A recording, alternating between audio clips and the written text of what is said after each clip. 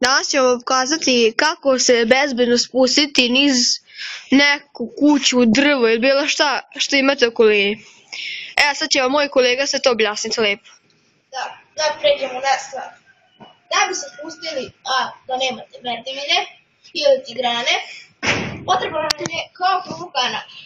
Kanap može da bude dužine od 8 do 12 mm, važno da bude konstantski, dinamički ili statički, nebitno je, ali da bude testiran od planinarskog zavoda.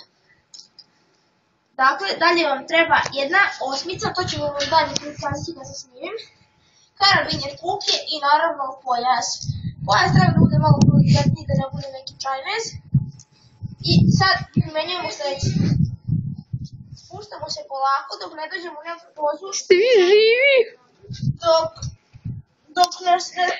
Dok vam ne oslabe noge, kao mom drugu. Govori mi mene. Govori mi mene. Nećemo da dajemo naše imena radi vaše privatnosti. Da, nešto da.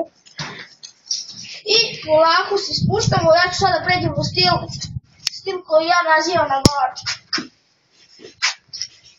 Iz čuva se ispušamo dole. Udri. Vidite, to je jako prosto.